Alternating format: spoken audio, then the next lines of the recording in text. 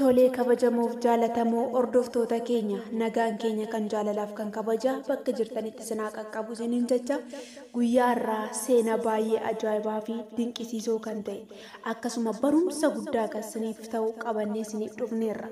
Keessattiyyuu bara si'anaa kana wanti akkanaa jira kan nama jechisiisuu fi kan baay'ee nama ajaa'ibsiisudha. Obboloota koo kabajamu akkuma beektan barri keessa jirru kuni bara jaalalli namoota keessaa itti dhabamedha. Bakka jaalalli hin jirre immoo obsi hin jiru. Irra waliif darbuun illee hin argamu. Garuuyyuu akkuma Oromoon muka keessaa mukti hin argama jedhamu nama keessas namni inuma argama. Kabajamoo jaalatamoo hordoftoota keenya guyyaa irraa seenaa haadha manaa fi abbaa manaa tokko qabannee isinii dhufneerra.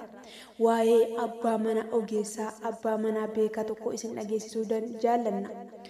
Maqaan koo Paawulos jedhama. Abbaan seenaa keenya yommuu eegalu naannoon itti dhaladhee naannoo Walaayittaati. Kanan dhaladhee guddadhes achumatti. Yeroo ammaa kana garuu magaalaa Finfinnee keessadha kanan jiraadhu. Haati manaa koo fi ani yeroo jalqabaaf yeroo walitti dhufnu nuti lachuunuu addunyaa dukkanaa keessa turre. Ani maatiin koo kiristaanaa yookaan saba waaqayyoon beekan maatii waaqayyoon waaqeffatan turani. Haa ta'uyyuu malee ani waaqayyotti qabamee jiraachuu dhabuu koorraan kan ka'e addunyaa keessa badeen ture. Hojii mukaa hojjechaa ture. Achi keessatti wantan hojii hojjedhuuf torbanitti si'a tokko yoon fayyadame rakkoo hin qabu jechuudhaan araada yookaan suusii nan eegale. Haa ta'uyyuu malee isaan akka salphaatti torbeetti si'a tokko nan fayyadama jedhee yeroo hundumaa bartee natti ta'ee galgala fayyadamuun eegale. Galgala fayyadamuun otuman itti fufee jiru guyyaa tokko araada kana yoon dhiisee maal qabaa jedhee nan yaade akkamittan dhiisuus dadhabaa dhiisuu nan qaban jedhe waaqayyoonis nan kadhadhe. Maatiin koollee yeroo baay'ee dawwalanii yookaan bilbilanii na jajjabeessu turanii na gorsus turanii. Haa ta'uyyuu malee dafee miira kana keessaa bahuu hin dandeenye. Haadha manaa kootiin otoo addunyaa dukkanaa kana keessa jirru walitti dhufne. Haati manaa koos araada yookaan suusii ni fayyadamti. Anillee sababan suusii fayyadamuufan wal barree akkasumaan jette turte ofii keetii iddoo maleetti argamte waaqayyoon maakkana nagootee hin jedheenaan jette turte. Sababbiin isaa namni bakka oolu fakkaata. Mana dhugaatii, mana shishaa, mana gaalla mootummaa oolanii haadha manaa gaarii, abbaa manaa gaarii, jireenya gaarii naaf kennuu didde waaqayyo jedhanii waaqayyoon komachuun hin danda'amu. Wanti nuti barbaannu lafuma nuti oollutti argama. Lafa gaariitti yoo argamne waan gaariitu nu argata. Lafa gadheettis yoo argamne waanuma gadheetu nu argata. Sababbiin isaa warri waan gaarii godhan lafa gadheetti hin argamani. Warri waan gadhee godhanis lafa gaariitti hin argaman waan ta'eef.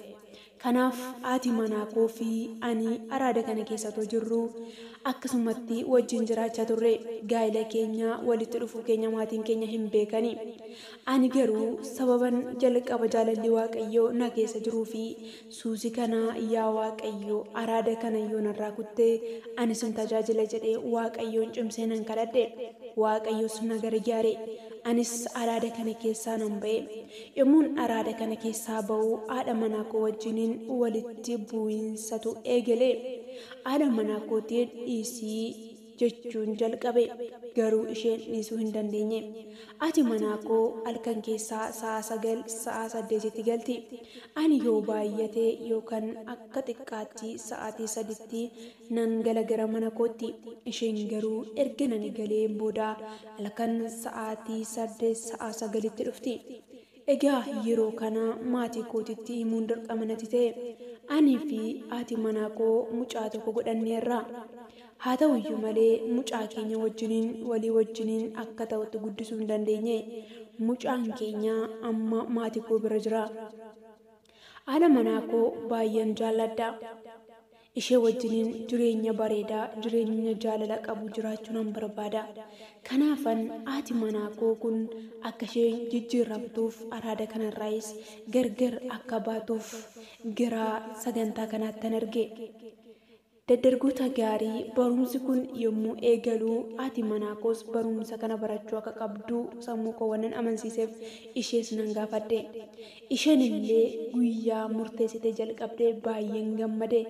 Tolinaan jettee narraa fudhatte gara lafa kanaatti sin dhufte. Jijjiiramuu ishee mirkaneeffachuu ana caalatti abbaan koo akka mirkaneeffatu waan nan barbaadeef erga isheen lafa kana dhufteen booda abbaan koo gara lafa kanaa yookaan gara Maarsal Televiziyoonii akka inni dhufu nan barbaade. Gara waldaa kanaatti abbaa koo yommuu ergu abbaan koos gara lafa kanaa hin dhufe. Abbaan koo jijjiirama ishee akka inni hordofuu fi akka inni mirkaneeffatu barbaade. Guyyaa isheen dhugaa baatu sanaa karaa foddaa televiziyoonii argeen ture baay'een gammade. Abbaan koos anaaf hin bilbile. Abbaa kootiin dhuguma geeddaramtee dhuguma jijjiiramtee jennaan 100% shakkii hin qabu. Geeddaramtee jijjiiramtee jirti. Harka 100 keessa 100 kan isheen geeddaramtee. Barumsi kun aniyyuu otoo dhufee barachuu baadhee na gaabbisiisa ture. Barumsichi barumsa baay'ee nama geeddaruudha waan ta'eef naan jedhee abbaan koo naa deebise. Anis baay'een gammade. Amantoonni naannoo Carkoos jiran baay'een isaanii bilbilanii gammachuu isaanii naa ibsanii. Haati manaa koo egenaaf jijjiiramtee ani kana booda hawwiin koo jaalalaan ishee wajjin jiraachuudha. Waaqayyo gooftaan imimmaan nama haqa seena namaa sin geeddara. Inni na jijjiiree haadha manaa koo sin jijjiire. Kana booda jireenya urgaa fi jireenya foolii qabu jireenya Kiristoosiin ulfeessu jiraachuu barbaanna. Egaa kabajamoo jaalatamoo hordoftoota keenya. Abbaan manaa ishee kun kan baay'ee nama ajaa'ibu duratti haadha manaatu abbaa manaaf obsa.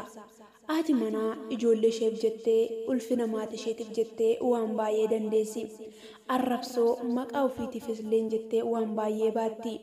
Mana keessatti gidirfamuu qoramuudhaan obsa guddaa baattee dandamattee kan jiraattu dubartiidha. Haa ta'u iyyuu malee iddoo kanatti dubbiin galagaltoo ta'e. Abbaan manaa ishee kun baay'ee waan ishee jaallatuuf ishee obse. Isheef irra darbe akka isheen jijjiiramtu akka isheen geeddaramtu barbaade malee ani jijjiirameera ani geeddarameera. Kana booda dubartiin caaltu na barbaachifti. Ishee kana wajjin maaltu na rakkise jedhee haadha manaasaa gadi hin dhiifne. Haadha mucaasaa kanatti adda bahuun jaalanne. Namni kun maatii isaatirraa'es ayyaana waan barbaaduuf maatii isaarraa'es eebba waan barbaaduuf amma isaaf danda'ametti karaa isaaf danda'ameen abbaasaa haadhasaa maatii isaa wajjiniin haadha manaasaa kanatti walitti araaramuu barbaada. Tokkummaa akka qabaatan barbaada. Sababbiin isaa araada keessa otoo jirtu haadha manaa koo kana maatii kootiin otoo walitti fidee isaan narraa hin fudhatanii hin simatan kan jedhu sammuu isaa keessatti waan yaadeefidha. Dhugaadha. Maatiin keenya abbaa manaa gaarii haadha manaa gaarii wajjiniin akka jiraannu barbaadu malee bifa kanaan akka jiraannu hin barbaadani. Mucaan ogeessi kun daddargummaan isaa otoo isa hin goyyoomsin obsa guddaadhaan garaa bal'atee haadha manaasaa oolfachuu danda'eera. Haadha manaasaa deebifachuu danda'eera. Argitanii jaallatamoo kabajamoo obboloota keenya ogummaan nama golgiti. Hubannaanis nama eegdi. Dhugaadha. Mucaan kun daddargummaan isaa isa hin goyyoomsine. Haalli barootaas karaarraa isa hin kaachifne. Haadha manaasaa isa yeroo jalqabaa dukkana keessatti wal argan iddoon taanitti wal argan sana ani achi keessaa ba'ee ati dhimma keeti jedhee akka hiriyyaa gadhee ishee gatee hin adeemne. Haadha manaasaa isa ishee baay'ee jaallatu kunuunfatee barsiifatee ogummaadhaan akka ishee isa jalqabaatti ishee deeffateera. Kanaaf nutis waan hundumarratti obsaan hubannaadhaan ogummaadhaan gaafa deddeebinu waan jaallannu oolfachuu dandeenya.